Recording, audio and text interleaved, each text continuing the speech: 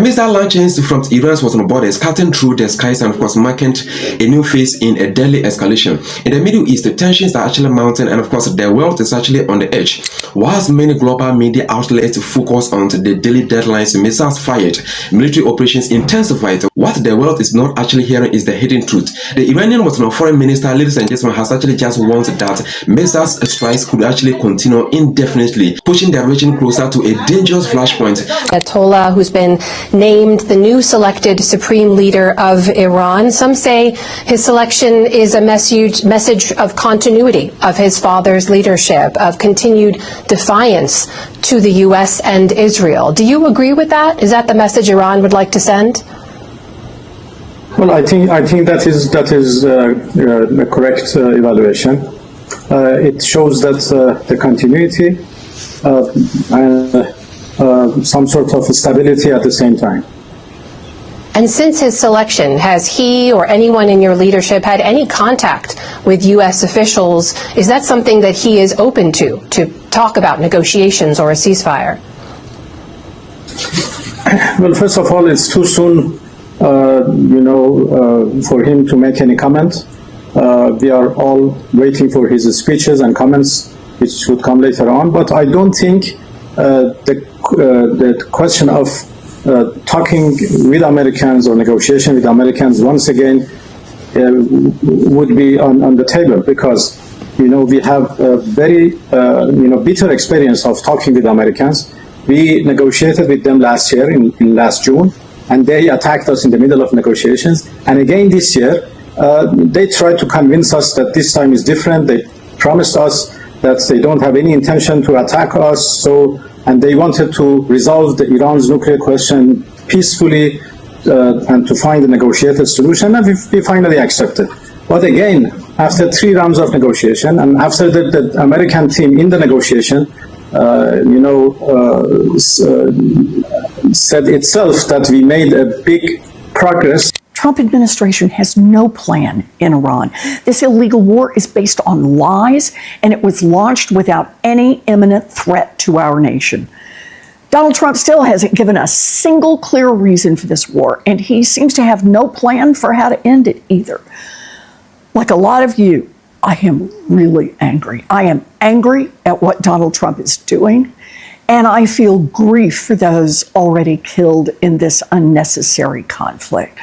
And I will keep doing everything I can to fight to end this war. And amid this political crisis, South African Muslim President Ramaphosa has actually extended an offer to mediate, urging all parties to actually prioritize civilian Muslim safety. In this political moment of chaos, ladies and gentlemen, the stakes are actually higher than ever before. Yes. What is happening in the Middle East is calamitous. It is the most dangerous development that could go way beyond the Middle East as well, because it now engulfs many more countries than just the 2 countries or 3 countries.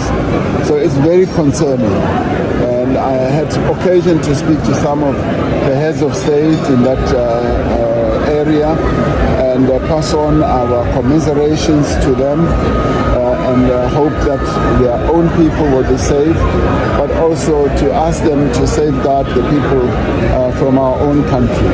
So the world is facing a very dangerous period at the moment. Now the question is very simple. How will this political conflict affect global Muslim prices? How will it actually impact your wallet? The truth is, this political crisis may actually soon touch your life in ways you never expected. Yes, the repercussions and of course answers or results of this political conflict could actually cause a ripple effect, changing everything from the price of gas to international trade to safety of people across the globe or the world. We actually need to know what is actually happening behind closed doors. Ladies and gentlemen, please subscribe to this community so that we can actually have access to analytical developments like this on daily basis. The Middle East has always been the crossroads of world power, where trade was on route, oil supplies, and of course military was on dominance intersect.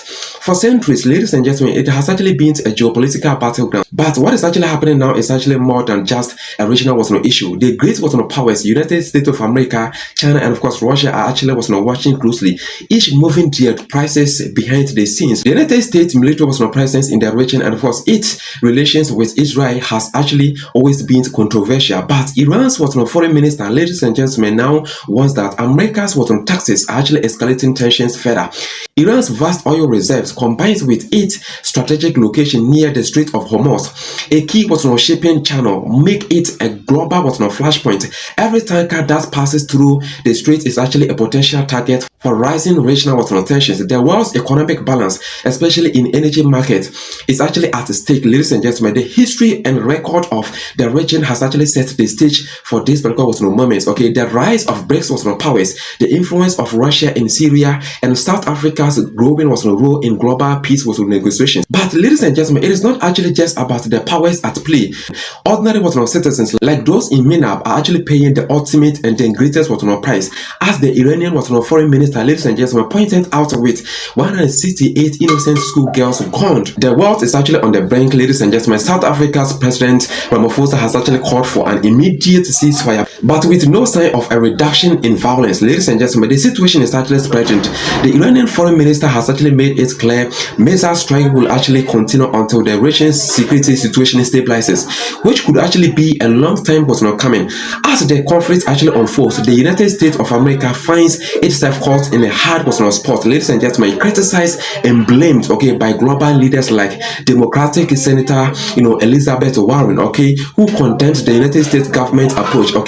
The Trump administration has no plan for Iran. Quotation close. She actually declared this, calling the actions destabilizing and of course blaming the US for worsening the situation. Meanwhile, ladies and gentlemen, thousands of civilians are actually caught in the ceasefire. In places like Tehran and of course Tel Aviv, uncertainty reigns. The ripple effects are actually already being felt across the world, with global oil prices rising sharply due to the interruption of trade routes in the region. In London and of course New York, prices actually spike, hurting everyone's daily life, especially in appearing economies where prices actually go high as the military standoff continues. The BRICS bloc, ladies and gentlemen, with South Africa as the helm, is actually moving fast to actually establish itself as a mediator, attempting to actually break the dead lock. But their efforts, ladies and gentlemen, are quickly overshadowed by the rising power struggle between NATO and of course the BRICS alliance. The battleground, ladies and gentlemen, is no longer just the Middle East. It is actually global or international. Looking ahead, ladies and gentlemen, the situation seems poised to actually escalate further in the next 12 months. South Africa is actually in a unique and different position to actually mediate this crisis, but it actually remains to be seen whether global powers will actually allow this intervention to actually succeed. As tensions actually between the United States of America and of course Iran continue to actually rise, the BRICS nations or countries may actually hold the key to actually a more stable future, with the global oil market hanging in the balance. Ladies and gentlemen, Russia's energy leverage and of course China's growing influence will actually play pivotal roles. The current global and international power struggle is actually becoming more pronounced. Iran's missile strike, South Africa's mediation efforts, and of course the US unpredictable foreign policy actually creating a volatile mix. As we actually continue to attack the global fallout, ladies and gentlemen, one thing is actually clear here: the next move could actually shift and change the world's economic and of course geopolitical landscape and environment forever.